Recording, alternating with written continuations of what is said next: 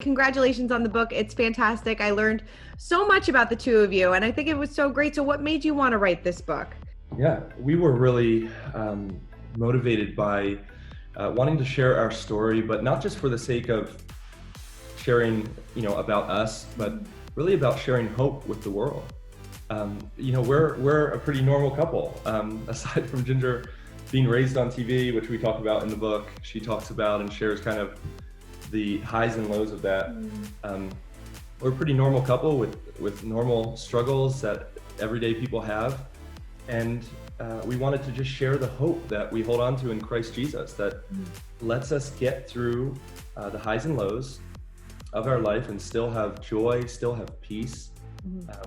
And really showing that our hope isn't in our circumstances, because circumstances change all the time. Right. And circumstances are really scary. And so, especially even as we've seen this year. Yeah. I mean, this past year, 2020 was crazy, and everything that took place in the world around us. And I think you see that in those times is when we see that we have to have something deeper than just ourselves. And that's where we talk about how our faith is grounded in the hope of Christ, and regardless of the circumstance. So it'll be an interesting read for those who get the book, and we're excited that it's finally done. Definitely. I love how, it comes from both of your perspectives too, and you both tell your own individual stories. So did you both learn things about each other that you didn't know before?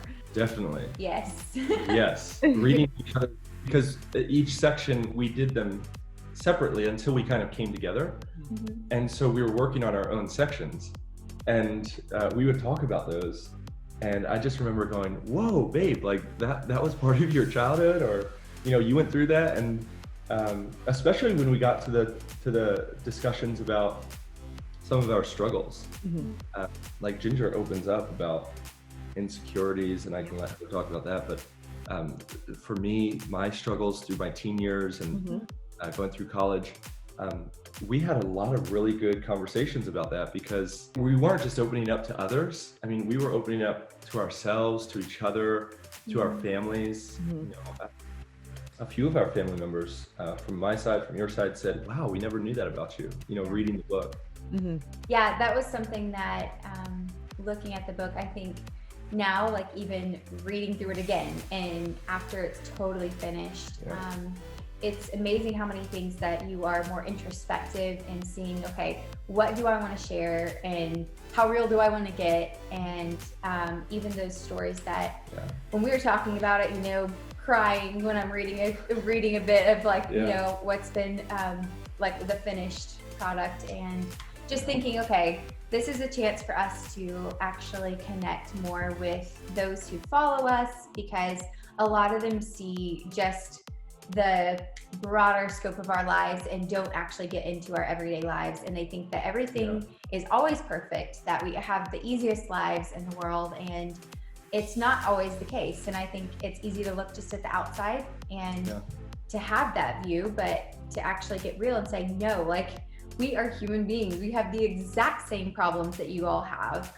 but hopefully just at the end of this book, they can see that there is a deeper thing that has grounded us, and that's our faith in Jesus Christ. And to just see that throughout the story, even for ourselves, like zooming out and seeing a bigger perspective, it's been really helpful for us even as well. That was a conversation we had multiple times, was, certain things are real for you. You've experienced it, but then you see it on paper and you go, whoa, am I really ready to share with the world